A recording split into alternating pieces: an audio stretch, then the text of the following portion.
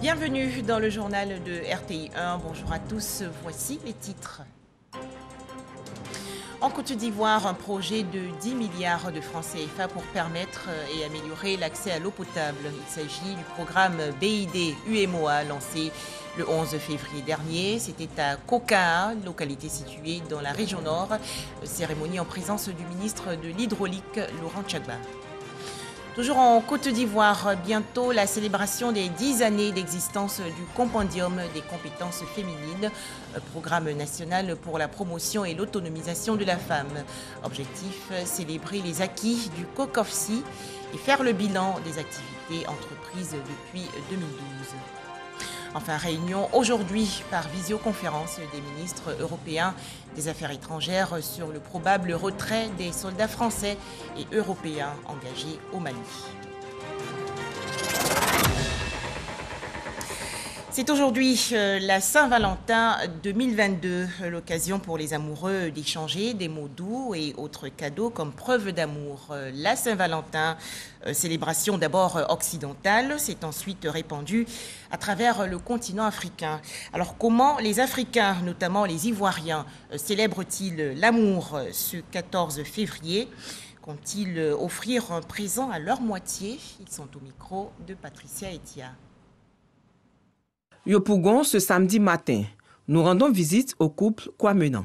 En 2013, ils se rencontrent via les réseaux sociaux. Ensemble depuis 8 ans, ils vivent une relation particulièrement épanouissante. Moi, personnellement, j'ai eu la chance quand même de voir mes parents vivre leur amour. Donc, je le transmets aussi auprès de ma femme. C'est la meilleure façon de montrer son amour à son homme, devant les enfants, devant sa famille, devant ma famille, devant mes amis et devant toutes les connaissances. Arthur partage son temps avec sa femme à la cuisine, une façon pour lui d'exprimer son amour, quand on sait que les Africains se laissent très peu aller à des démonstrations d'affection. Nos anciens, ils avaient leur façon d'exprimer, de fonctionner, comme vous dites. Ils avaient leur façon de vivre leur amour, leur affection, leur sexualité. On a reçu cela, on dirait, c'est l'héritage culturel, petit à petit, c'est vrai. Qu'on rejoint les Occidentaux dans l'extériorisation de leur amour, mais c'est un héritage qui vient de très très loin de tous nos anciens. Le couple Doumbouya, ensemble depuis 2 ans, se définit comme un couple moderne. Cependant, ils évitent les démonstrations d'amour dans leur cadre de vie immédiat. Ici, c'est un village. Il y a des trucs quand tu fais, il y a les vieilles personnes qui peuvent voir ça que c'est mal poli. Voilà, sinon, en dehors d'ici, souvent, quand je vais faire les petits sympas, à nos petits brin-brin, on sent dans les petits glaciers, on s'attrape les mains. Bon, de temps en temps, on fait ça. Pour cet homme religieux, la manifestation de l'amour fait partie des préceptes de Dieu. Nous devons montrer à nos femmes tous les jours que nous les aimons. Et la femme aussi, vice-versa, doit montrer à son mari qu'il aime son mari, ainsi que les enfants doivent ressentir, n'est-ce pas, l'impact de cet amour-là. Jean-Paul Kwame, sexologue et sociologue, estime que la manière dont nous exprimons notre amour est régie par la société dans laquelle nous évoluons. Il y a les je t'aime, mais il y a aussi les bisous dans le cou qui aident à produire une hormone qu'on appelle l'oxytocine, qu'on appelle autrement l'hormone de l'attachement. Donc il est très souvent bien de faire des bisous partout, mais surtout dans le cou. Il est aussi important de préparer la sexualité. La sexualité se prépare pas au moment où on voit madame ou monsieur, on tombe sur lui ou elle comme ça. Non, on prépare la sexualité, on prépare la nuit, toute la journée à travers des SMS, à travers des appels très très courts de peut-être 15-20 secondes. C'est important, ça rassure l'autre. En Côte d'Ivoire, la Saint-Valentin fait son tendre chemin dans le cœur des romantiques. La Saint-Valentin est devenue une fête à part entière. Toujours selon Jean-Paul Kwame, les mentalités évoluent au fil des générations. Les personnes appartenant à la génération des années 70, 80 ou encore 90 sont plus à l'aise pour exprimer leur amour en public par rapport aux générations précédentes. Un tout autre sujet à présent est direction la région nord du pays où plusieurs châteaux d'eau et autres infrastructures d'assainissement ont été inaugurés il y a quelques jours par le ministre de l'Hydraulique, Laurent Tchagbar. Il s'agit du projet BID UEMOA d'un coût d'environ 10 milliards de francs CFA. Ce programme, une initiative de l'État ivoirien soutenue par la Banque islamique de développement et l'UEMOA, a été lancé le 11 février dernier à Kokaa, dans le département de Korogo. Les précisions de Léon Brou de RTI Bouaké. Ce château couvre jusqu'en 2034 les besoins de 50 mètres cubes d'eau potable par jour des 5500 âmes de Kokaa, département de Korogo, tout en gardant en réserve sur la même période 38 mètres cubes d'eau potable par jour. Kokaa bénéficie également de latrines améliorées à domicile et pour son public, des infrastructures conjointement financées par l'État, la Banque islamique de développement et l'UEMOA. Le coût global de ces réalisations s'élève à 10 milliards 700 millions de francs CFA, dont une bonification de 2 milliards de francs CFA et un financement de 63 millions destinés au suivi, évaluation et à la coordination régionale. Au total, 120 forages, 30 systèmes d'alimentation en eau potable, 98 latrines publiques améliorées et 4845 autres à domicile au terme du projet. Selon les ministres de l'Hydraulique et de l'Assainissement, s'en trouveront améliorées les conditions de vie de 300 000 personnes de 150 villages des districts autonomes des Savanes et du Denguélé. Plus de 50% des populations n'ont pas accès à l'assainissement de base. Cela est fort regrettable car les conséquences sur la mortalité et la morbidité des enfants de moins de 5 ans sont élevées. Le projet BID UEMOA a pour objectif d'améliorer durablement l'accès à l'eau potable et à l'assainissement, tout en favorisant la création de pôles de croissance socio-économique, à générer des revenus additionnels pour les ménages et assurer leur sécurité alimentaire. Le projet BID UEMOA, donc pour améliorer la santé et renforcer la productivité des populations en zone rurale. Comment ne pas traduire notre infinie reconnaissance au chef de l'État, son Excellence Alassane Ouattara, président de la République de Côte d'Ivoire, qui fait tant pour le Poro, qui donne tant à la Côte d'Ivoire. On ponctué l'inauguration des infrastructures pour marquer le lancement du projet BID UEMOA, la remise d'équipements de salubrité et de certificats de fin de défécation à l'air libre, mais surtout un hommage au défunt Premier ministre Amadou Gon Coulibaly. Initiateur du dit projet, l'ex-chef du gouvernement en a lui-même lancé la phase pilote en février 2019.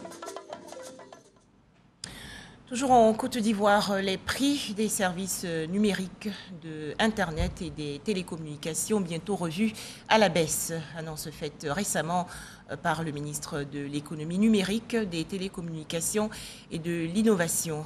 Roger Félix Adom a échangé avec les organisations de consommateurs. Le point dans ce reportage de Chaque Koné. Bonne nouvelle. Le coût d'Internet en Côte d'Ivoire sera bientôt supporté par toutes les couches sociales. C'est le résultat d'une rencontre d'échange entre le ministre Roger Félix Adom et les consommateurs de Côte d'Ivoire. Ces derniers, au sortir de cet entretien, se disent satisfaits et confiants pour la réalisation de cette promesse. Au sortir de cette rencontre, nous sommes satisfaits parce que le ministre nous a rassurés que nos préoccupations seront prises en compte. Et nous savons qu'il va le faire. Le ministre a par ailleurs mentionné quelques actions prioritaires qui seront mises en œuvre. Nous avons 2 programmes majeurs que nous allons mettre en œuvre dès 2022, donc dès les semaines à venir. Le premier, c'est un programme qui fera que partout en Côte d'Ivoire, nous ayons des connexions Internet de très bonne qualité à coût confortable pour tout le monde. Et le second programme, c'est de faire en sorte que tous les ménages, tous les villages, tous les centres de santé, tous les établissements scolaires puissent avoir au moins un ordinateur ou une tablette. Cette action s'inscrit dans le programme national de lutte contre la cherté de la vie. Direction à présent la région nord-est du pays où le centre de démonstration, de promotion des technologies et des acteurs de la petite transformation a organisé récemment une journée porte ouverte. Objectif, présenter les équipements technologiques de ce centre aux élus et cadres de la région. Les précisions de chaque connu.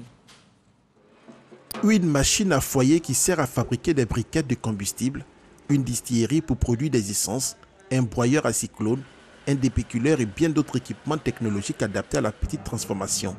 C'est l'arsenal d'outils innovants qu'a eu droit de visiter toute la délégation du Grand District du Zanzan dans les locaux du CDT. On a choisi vraiment de rencontrer les collectivités, de venir échanger avec elles, leur permettre de s'imprégner de ce qui existe.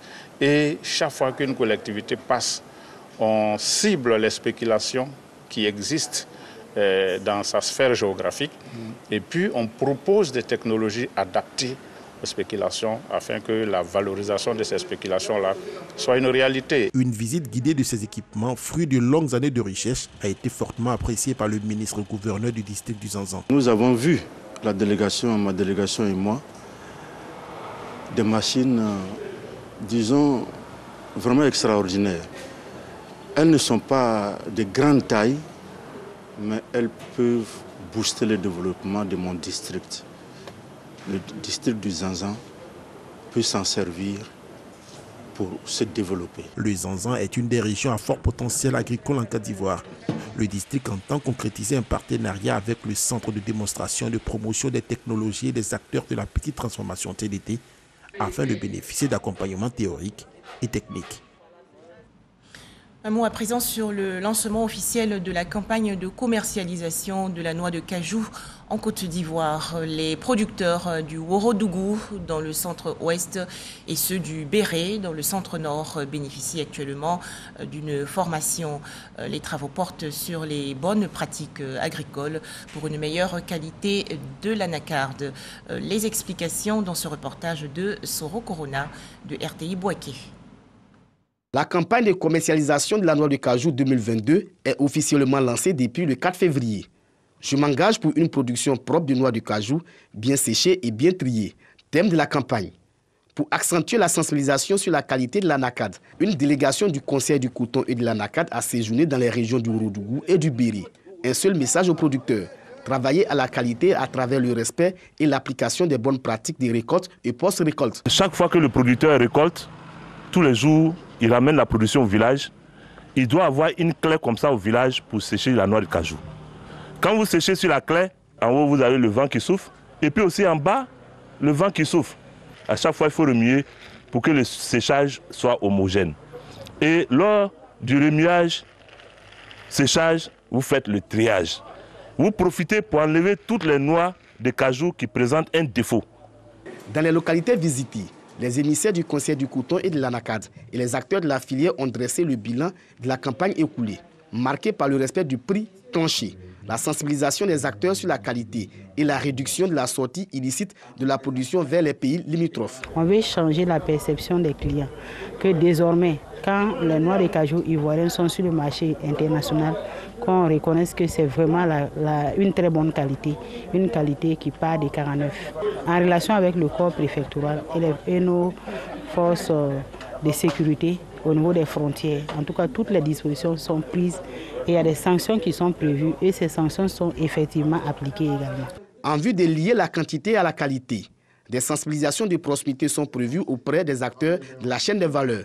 Les régions du Ourodougou et du Béret totalisent plus de 30% de la production nationale de la noix de cajou. Le compendium des compétences féminines a bientôt 10 ans. Ce sont 10 années de formation à l'endroit des femmes de toutes les couches sociales qui seront célébrées dans toute la Côte d'Ivoire. Une initiative de la chaire UNESCO aux femmes et pouvoir de décision. On en parle avec Sephora Zegui. Le compendium des compétences féminines de Côte d'Ivoire, COCOFSI, a 10 ans. 10 ans d'action et d'innovation pour promouvoir les compétences des femmes dans le processus de paix, de réconciliation et de développement. 10 ans de vulgarisation d'une approche qu'on a appelée l'approche genre et développement, qui nous est propre, qui vise l'équité, l'égalité des chances, la justice sociale et l'égalité entre les femmes et les hommes. 10 ans d'initiative pour aider les femmes à devenir plus audacieuses, à oser conquérir des postes de décision, à oser devenir des femmes leaders. Pendant ces 10 années, ce sont plus de 15 000 femmes qui ont adhéré à ce programme pensé par le président de la République. Plus qu'une idée, il y a des acquis à célébrer. Nous constatons une plus grande visibilité des femmes dans tous les secteurs de la vie. Le Compendium des compétences féminines de Côte d'Ivoire, vivier de talent, a déclenché un véritable mouvement d'éclosion des compétences féminines, telles que des écrivaines, des promotrices d'événements, des femmes entrepreneurs évoluant dans tous les domaines, même dans le domaine de l'énergie solaire, des femmes parlementaires avec un niveau élémentaire de CP2 et de surcroît, femmes candidates indépendantes qui ont été élues, réélues et qui aujourd'hui ont le niveau de BEPC. Cette commémoration qui va se tenir du 23 au 25 juin prochain sera jalonnée par plusieurs activités. La célébration du 10e anniversaire sera certes un moment de célébration et de partage d'expérience, mais aussi un moment de réflexion. Nous n'allons pas nous arrêter à ce niveau. Un colloque international est prévu du 23 au 25 juin 2022 sur le thème « La valorisation des compétences féminines. Quel impact pour la transformation de l'Afrique ?» Pour rappel, le COCOFSI a été créé le 4 octobre 2021. Sa mission, promouvoir la participation des femmes aux fonctions administratives et électives pour rendre effectif la parité entre les hommes et les femmes.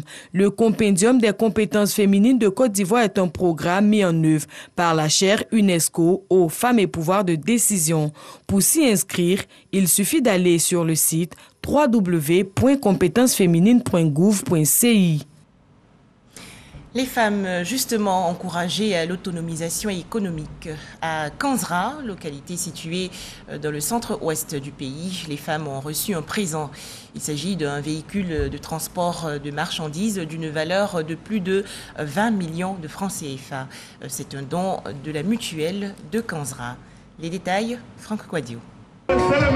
Des femmes en joie. Nous sommes à Kanzra, sous-préfecture du département des Yenoula. Elles sont membres de la Fédération des associations et coopératives de femmes du département. Et ce camion de ramassage de produits vivriers est un don. La manifestation de la volonté des cadres du département à accompagner l'autonomisation. Alphonse Osei, le président de la mutuelle, motive cette initiative par le besoin pour lui et l'ensemble des cadres à œuvrer au-delà du discours en posant des actions de développement. Il a aussi rappelé le sens de la démarche. Elle sanctionne cette entente retrouvée entre les femmes des Yenoula longtemps minée par de multiples dissensions. Je pense surtout que c'était nécessaire. Parce que quand on regarde un peu comment nos mamans travaillent, comment elles ont des difficultés à sortir leurs marchandises de la brousse en ville.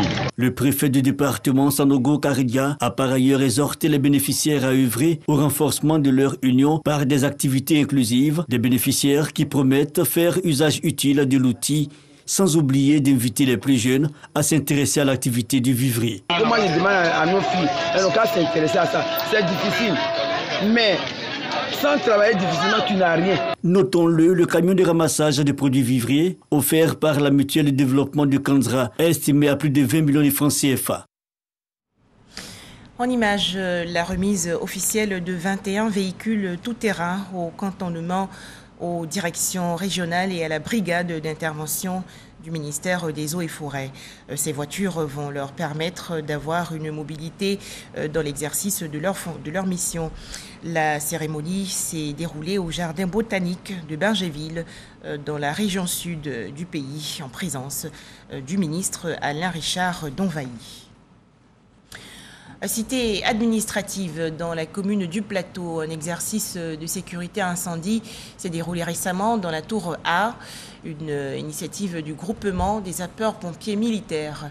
Il s'agissait d'un exercice d'évacuation d'un immeuble de grande hauteur en cas de sinistre ou d'explosion. Abou Sanogo. Peur panique à la cité administrative. Des fumées qui se propagent dans l'air. Un incendie s'est déclaré au 15e étage de la tour A. Au niveau des étages supérieurs, tous les occupants constatent une odeur suspecte. Face à la situation, l'alarme de tous les compartiments est automatiquement déclenchée.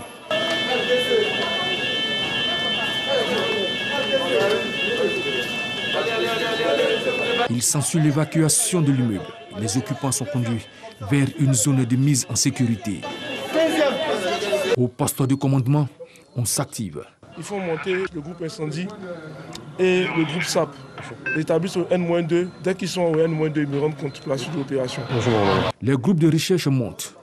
Il faut rapidement faire les reconnaissances d'odeurs suspectes et les dégagements d'urgence. Les moteurs de désenfumage sont mis en route. 2 opérateurs pris de panique n'arrivent pas à sortir de la salle. Ils sont incommodés par les fumées. Pendant ce temps, les personnels en situation de handicap se réfugient dans l'espace d'entente sécurisé. Les victimes sont secourues.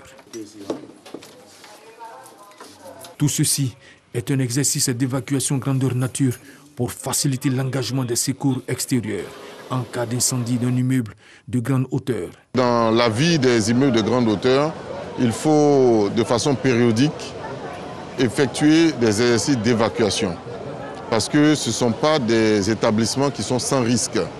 Donc pour mieux gérer le risque qui peut se produire, un incendie, une explosion, etc., il faut pouvoir évacuer l'immeuble. Mais dans la manœuvre d'évacuation, il faut former tous les occupants de l'immeuble pour procéder en ordre à cette évacuation. Donc dans ces tours qui viennent d'être rénovées, qui disposent de tous les éléments de sécurité qu'il faut, il fallait maintenant tester les hommes qui occupent cet immeuble. Une initiative saluée par les occupants de l'immeuble et les partenaires. Nous voudrions saluer le professionnalisme et la disponibilité du groupement des sapeurs-pompiers militaires qui nous a assistés et qui a conduit pratiquement toute cette opération d'évacuation. L'exercice d'aujourd'hui a pu montrer que les équipements de sécurité incendie sont fonctionnels. Les différents participants se sont félicités à l'issue de la parfaite exécution de l'exercice d'évacuation. Tous pour la vaccination et le respect des gestes barrières pour lutter contre le coronavirus.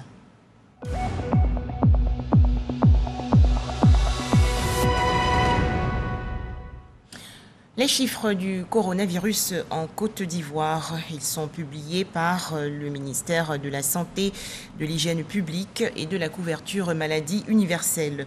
9 nouveaux cas de coronavirus ont été enregistrés hier.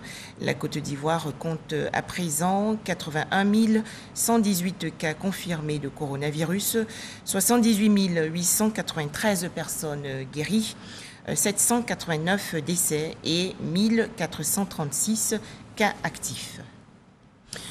Culture, et nous partons à la découverte du festival Au Foie Atier de Beignery dans la région sud du pays. Festival pour promouvoir la tradition abourée, peuple faisant partie des Akans lagunaires. Pour en parler, Serge Coléa.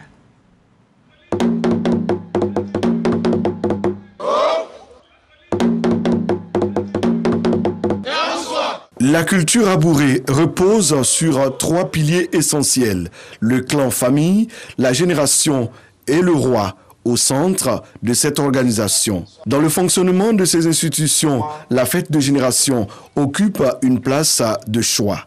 Une tribune des arts vivants et des traditions que la génération Ndioatiblé de Beignery veut promouvoir à travers le festival Au Foie Atier. L'objectif recherché pour nous, c'est de faire en sorte que les jeunes, les plus jeunes, s'intéressent à la fête des générations.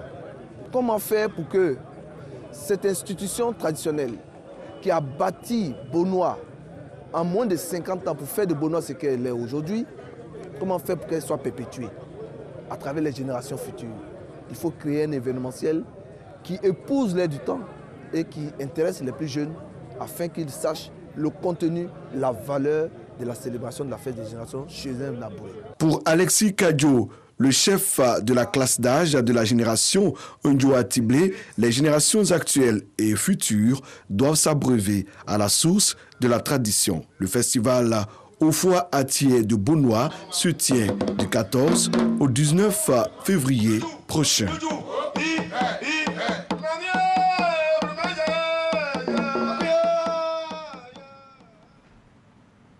Toujours en Côte d'Ivoire, cet atelier de réflexion sur le statut de l'artiste et son travail.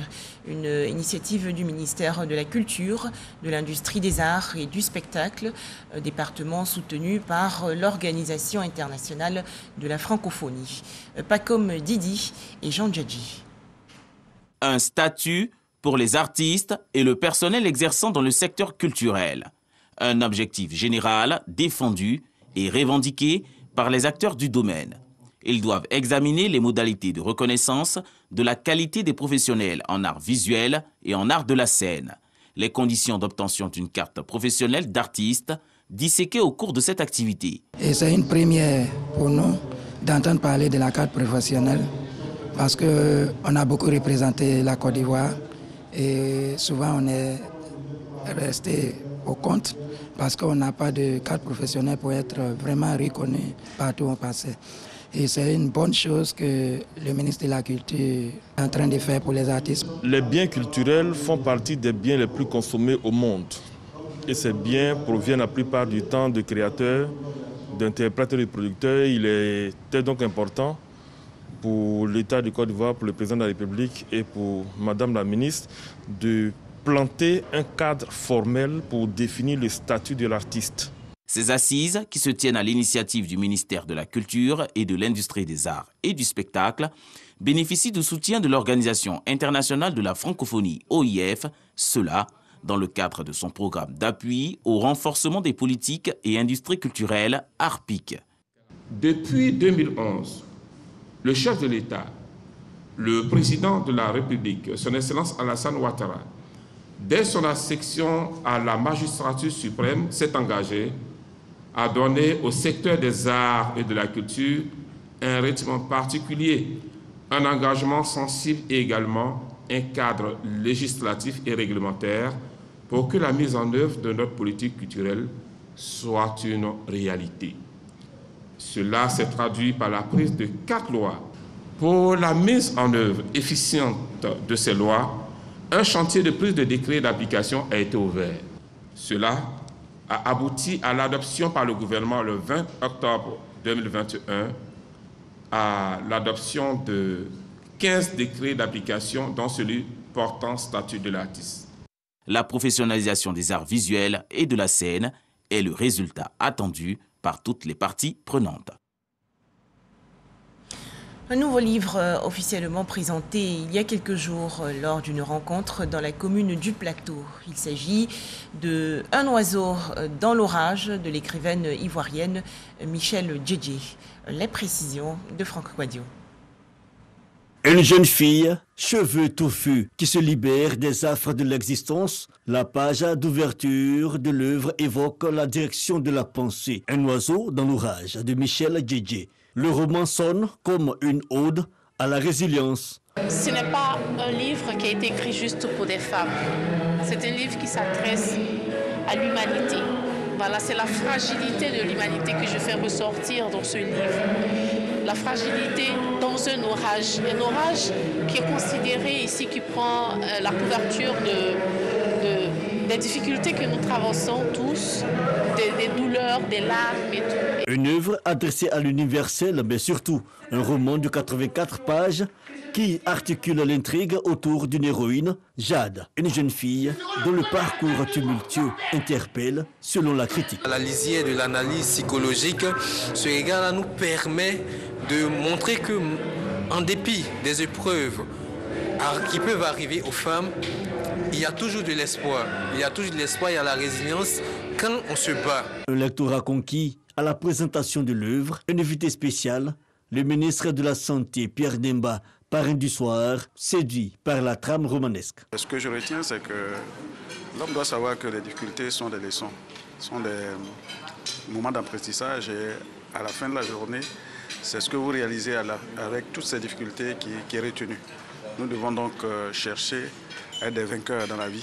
Michel Djedje, passionné de lecture et d'écriture, est diplômé de sociologie. Elle exprime dans ce roman toute son âme et sa verve poétique, un régal.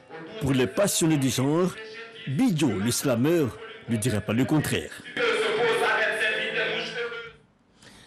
On image cette réunion par visioconférence des ministres européens des Affaires étrangères prévue aujourd'hui, lundi 14 février 2022. Cette rencontre précède d'autres grands rendez-vous diplomatiques prévus cette semaine.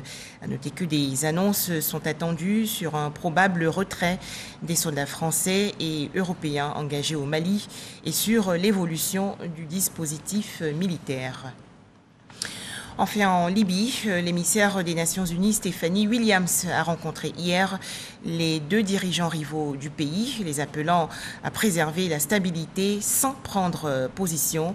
Minée par les luttes de pouvoir et les divisions, la Libye a aujourd'hui 2 premiers ministres siégeant dans la capitale Tripoli. Voilà, merci de nous avoir suivis. Excellente Saint-Valentin à toutes et à tous sur les chaînes du groupe RTI.